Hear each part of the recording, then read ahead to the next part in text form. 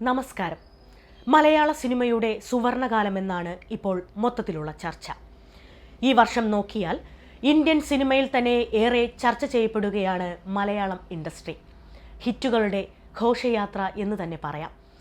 വിഷു റിലീസുകളിൽ ആവേശം 100 കോടി കടന്നുകൊണ്ട് ഇപ്പോഴും തിയേറ്ററുകളിൽ സജീവമായി ഓടുന്നു. വർഷങ്ങൾക്ക് ശേഷവും ഒപ്പം തന്നെയുണ്ട്. മെയ് മാസം ആദ്യം മുതൽ മേജർ റിലീസുകൾ വന്നു തുടങ്ങുന്നു. അതിൽ ആദ്യം വരുന്നത് നിവിൻ പോളി നായകനാകുന്ന മലയാളി ഫ്രം ഇന്ത്യയാണ്. ഈ വർഷത്തെ ആദ്യത്തെ പ്രധാന ഹിറ്റ് എന്നത് ജയറാം നായക വേഷത്തിലെത്തിയ എബ്രഹാം ഓസ്ലറാണ്. ഒരു തിരിച്ചുവരവെന്ന നിലയിൽ കൂടി മലയാളികൾ ആഘോഷിച്ച ചിത്രമായിരുന്നു എബ്രഹാം ഓസ്ലർ.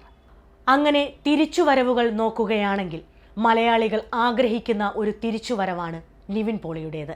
2010 മലർവാടി ആർട്സ് ക്ലബിലെ പ്രകാശൻ മുതൽ 2024 വർഷങ്ങൾക്ക് ശേഷം എന്ന ചിത്രത്തിലെ നിതിൻ മോളി വരെയുള്ള കഥാപാത്രങ്ങൾ, വിനോദ്, മാത്യു, രമേശ്, ഗിരീഷ്, കുട്ടൻ, ഉമേഷ്, ജോർജ് ഡേവിഡ്, ബിജു പൗലോസ്, ജെറി, അങ്ങനെ ഒട്ടനവധി കഥാപാത്രങ്ങൾ മലയാളികളുടെ മനസ്സിൽ നിൽക്കുന്നുണ്ട്.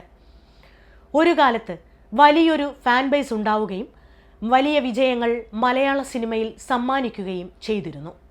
കോമഡിക്ക് പ്രാധാന്യം കൊടുത്ത സിനിമകളിൽ നിവിൻ്റെ പ്രകടനങ്ങൾ ഏറെ ആഘോഷിക്കപ്പെട്ടിട്ടുമുണ്ട്. പരാജയങ്ങൾ സംഭവിച്ചിട്ടില്ല എന്നല്ല, അതിനെ മറികടക്കുന്ന വിജയങ്ങൾ ഉണ്ടായിരുന്നു. പക്ഷേ കഴിഞ്ഞ കുറച്ചു വർഷങ്ങൾ നോക്കിയാൽ ബോക്സ് ഓഫീസിൽ കാര്യമായ ചലനങ്ങൾ ഒന്നും തന്നെ സമ്മാനിക്കാൻ നിവിൻ പോളിക്ക് സാധിച്ചിട്ടില്ല. അതേസമയം അഭിനേതാവെന്ന നിലയിൽ ഗംഭീര പ്രകടനങ്ങൾ സമ്മാനിച്ചിട്ടുമുണ്ട്. സിനിമ എന്ന നിലയിൽ നോക്കിയാലും കരിയറിൽ മികച്ച സിനിമകൾ വന്നിട്ടുണ്ട്. മൂത്തോനും മഹാവീര്യരുമൊക്കെ അതിൽപ്പെടുന്നതാണ്. പക്ഷേ അതൊന്നും ഭൂരിപക്ഷം ആഘോഷിച്ചില്ല എന്നതുകൊണ്ട് തന്നെ നിവിൻ്റെ സാന്നിധ്യവും കുറഞ്ഞു വരികയായിരുന്നു. കോമഡി ട്രാക്കിലേക്ക് വീണ്ടും വരുമെന്നും ഒരു തിരിച്ചുവരവ് ഇതായിരിക്കുമെന്നും പ്രതീക്ഷിച്ച cinema Saturday night, Ramachandra boss എന്നീ ചിത്രങ്ങളായിരുന്നു. പക്ഷേ രണ്ടും വലിയ പരാജയങ്ങളായി മാറി. മലയാളി യുവത്വങ്ങളെ പല രീതിയിൽ റെപ്രസെൻ്റ് ചെയ്തു തന്നെയാണ് നിവിൻ പോളി പ്രേക്ഷകർക്ക് പ്രിയപ്പെട്ട ആളായി മാറിയത്.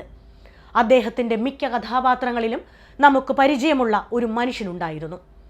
അനായാസമായി ആ കഥാപാത്രങ്ങളെ പ്രേക്ഷകർക്ക് പ്രിയപ്പെട്ടതാക്കി മാറ്റിയ നിവിൻ ഫാക്ടർ എന്നത് അങ്ങനെയൊന്നും മാറ്റി നിർത്താൻ സാധിക്കുന്നതുമല്ല.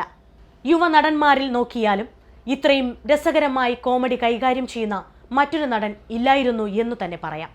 തിയേറ്ററുകൾ പൂരപ്പറമ്പാക്കിയ നിവിൻ പോളി ചിത്രങ്ങളിൽ നിന്നും ചുവടുമാറ്റത്തിൻ്റെ കാലം പരാജയങ്ങളുടേതുകൂടെയായിരുന്നു. വർഷങ്ങൾക്കു ശേഷം എന്ന സിനിമ നിവിൻ പോളി എന്ന അഭിനേതാവിനെ ആഘോഷിച്ച കാര്യത്തിൽ പേര് അന്വർത്ഥമാക്കുന്നുണ്ട്.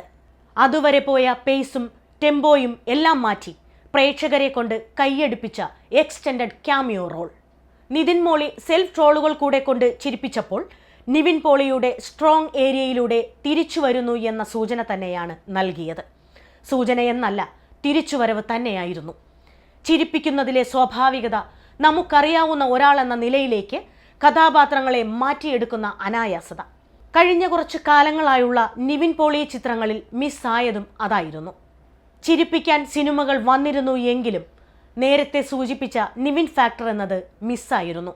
വർഷങ്ങൾക്കു ശേഷം തിരിച്ചുവരവിൻ്റെ സൂചനയായിരുന്നു. മലയാളി ഫ്രം ഇന്ത്യ അതിൻ്റെ തുടർച്ചയാകുമെന്നും കരുതുന്നു. നിങ്ങളുടെ അഭിപ്രായങ്ങൾ കൂടെ കമൻറ്റ് ബോക്സിൽ പങ്കുവയ്ക്കൂ.